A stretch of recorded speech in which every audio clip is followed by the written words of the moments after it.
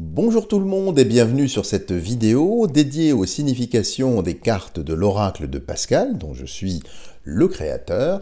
Et cette semaine, je vais vous dire quelques mots assez rapides d'une carte qui est somme toute assez simple. Je veux parler de la carte le lit que je vous montre ici, qui représente évidemment un lit, une couche. Alors, malgré les apparences, évidemment, le lit, ça indique le repos. On s'allonge, on se détend, on se relaxe. Ça montrera donc en première instance, dans un tirage, une mise entre parenthèses. Si la personne qui vous consulte est sur un projet, le fait de voir le lit, on conserve le lit quand on est malade aussi. Donc c'est un arrêt, une mise entre parenthèses, une certaine forme de stase ou d'attente où on reste allongé, on reste au lit. C'est également un moyen possiblement de faire le point et on est à l'horizontale. Et quand on est à l'horizontale, on arrête le temps de notre repos, l'agitation, pour essayer peut-être d'appréhender les choses différemment.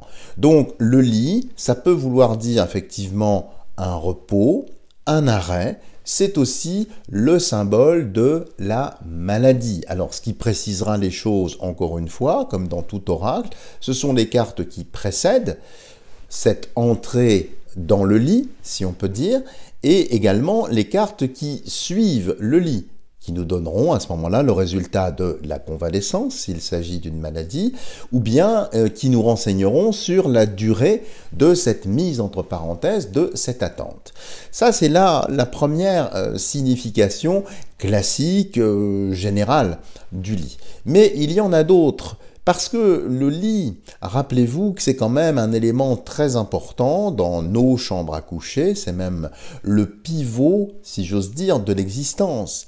C'est quand même le meuble qui sert d'écrin à la vie.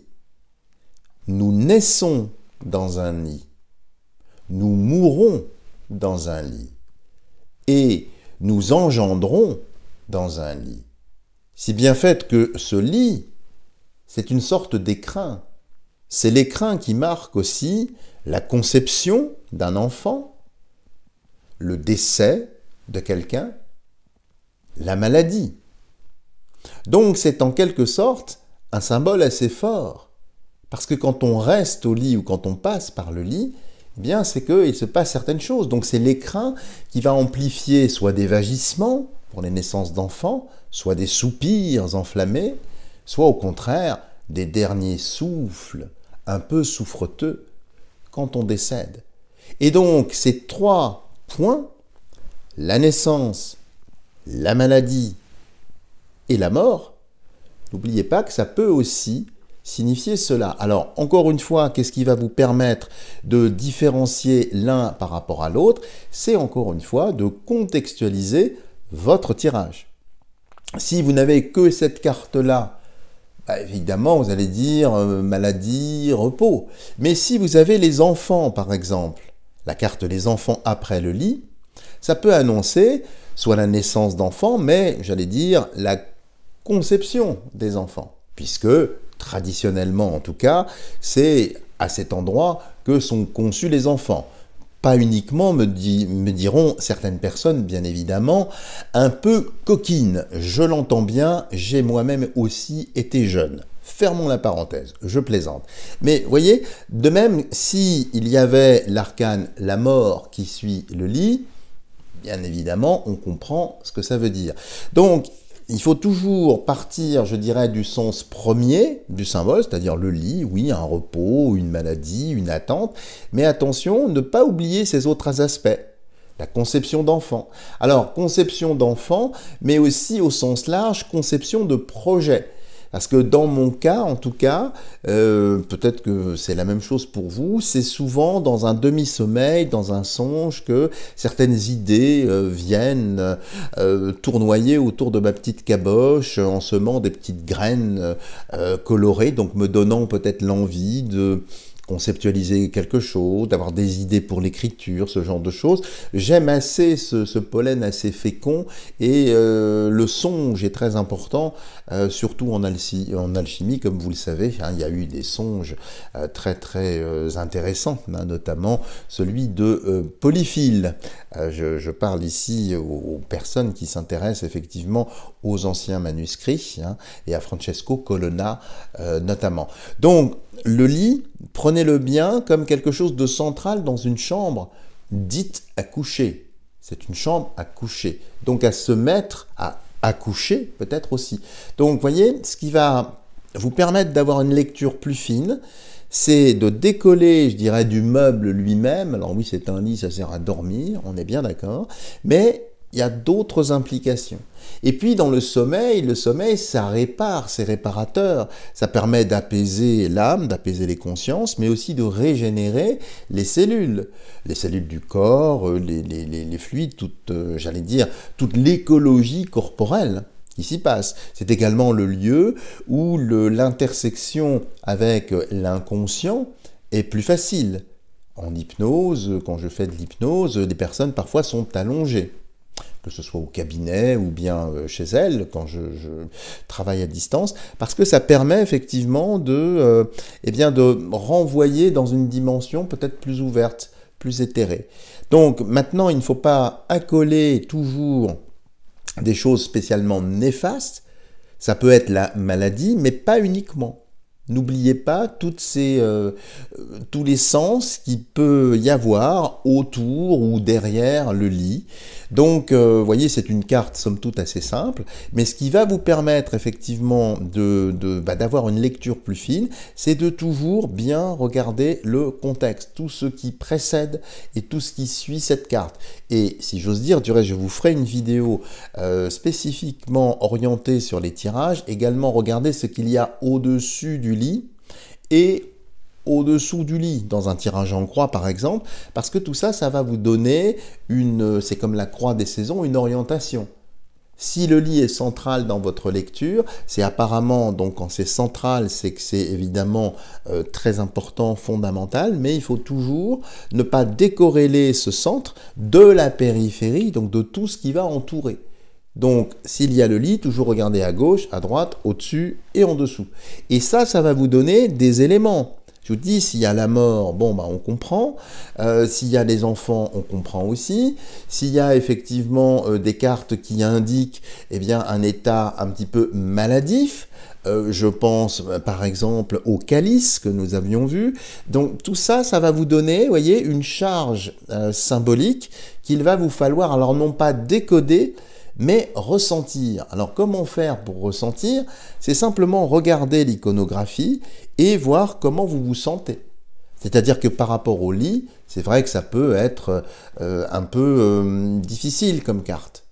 Mais on peut très bien se sentir dans un lit. Moi, je sais que j'aime beaucoup être dans mon lit. Je vous dis, c'est un endroit où les idées fusent, viennent, descendent. Donc, ce qui va vous permettre d'avoir une lecture, c'est de surtout bien ressentir l'iconographie, les émotions qui vont être véhiculées, non seulement par les cartes, et ce que vous allez ressentir. C'est plutôt agréable comme sensation, c'est plutôt funeste, ou c'est plutôt heureux, tiens, une conception, un enfant.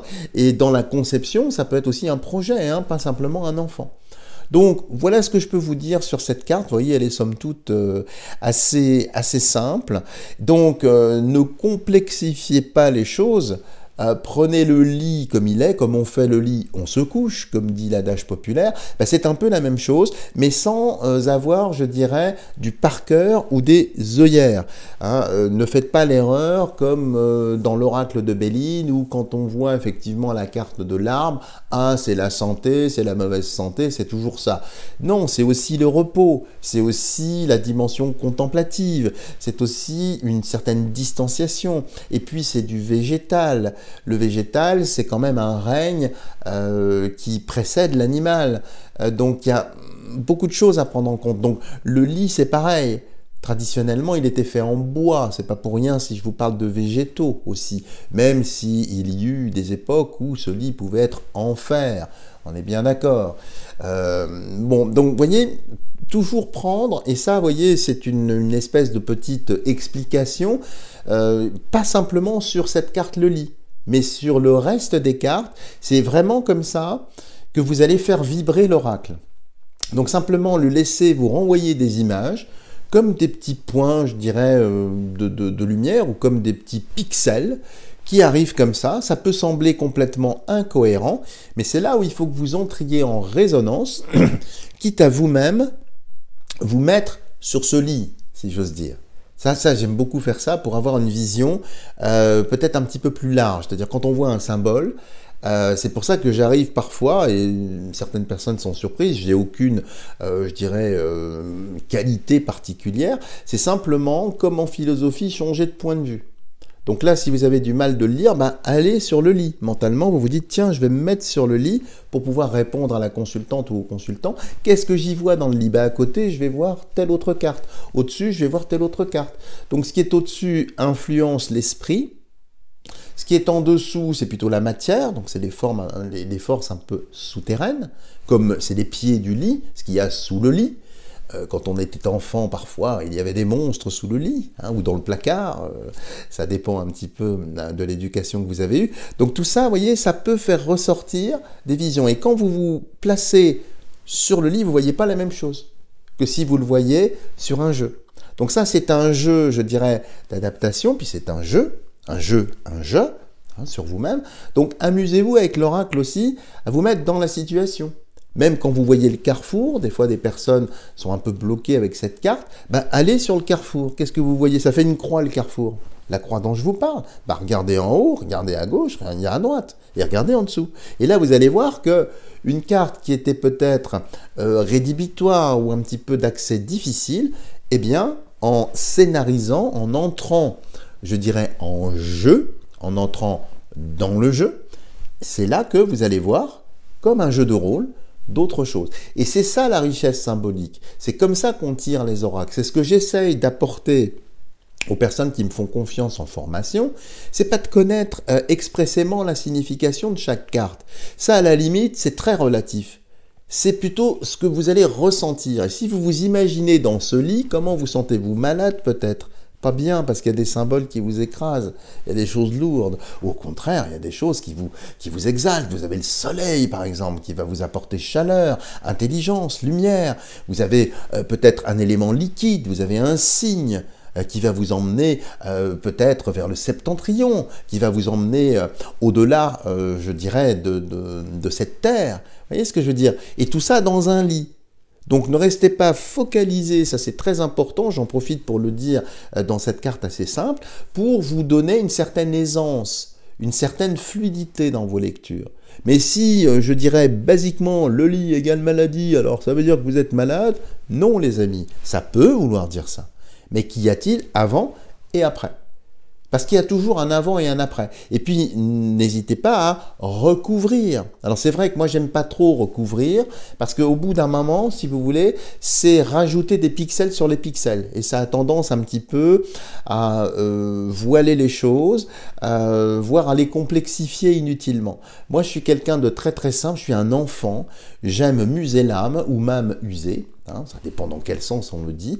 Et donc, si vous voyez, c'est suffisamment parlant. Et c'est aussi pour ça que j'ai créé ce jeu dans cette dynamique-là. Donc, c'est pas parce que vous allez rajouter des cartes et des cartes et des cartes. Je vois des confrères et des consoeurs qui font ça. Bon, je respecte leur façon de procéder. Moi, c'est pas du tout ça.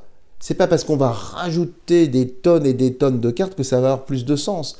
Au contraire, ça va, si vous voulez, augmenter la charge polysémique symbolique de base et on va très très vite se retrouver soit à un effet de saturation, soit à des contresens possibles. Donc toujours la simplicité. Rappelez-vous que la dimension oraculaire, c'est toujours des choses très très simples. Il y a, vous savez, dans certaines tribus africaines notamment, des coquillages qu'on appelle des kauris. Il y en a 3. Hein. Et en fonction du sens des kauris, ça vous donne, je dirais, l'oracle. Donc, il y a plusieurs possibilités, bien sûr. Il y a aussi, je pense à ça, je ne sais pas, le Falnamé ou le livre des sorts. Ça, vous devez connaître cela. C'était de l'oracle qui était réalisé à base de pointes de flèches. Le lecteur lançait les pointes de flèches en l'air, elles retombaient. Alors, soit certaines se plantaient dans le sol, d'autres se couchaient, d'autres allaient carrément à l'envers. Et c'était une lecture très simple. Donc vous voyez, ça ne sert à rien d'apprendre dans quel métal est la flèche, de voir en quel bois il est fait, comment... on se moque de tout ça. C'est simplement la charge que l'image va opérer sur vous. Alors votre mental a du mal avec ça. Parce qu'effectivement, il veut analyser, il veut comprendre, il veut mettre en équation et ceci et cela. C'est là l'erreur. Il n'y a pas d'équation à faire. Redevenez enfant, redevenez simple, soyez vraiment en résonance avec ce que l'on vous montre, tout simplement. Et vous voyez, le lit, c'est un parfait exemple. Bon, désolé, je suis encore très très bavard, il n'y a pas que chez Daniel Chouchi, apparemment partout, ça semble être ma marque de fabrique. Donc, merci de votre indulgence. Si vous avez aimé cette vidéo, n'hésitez pas à la partager.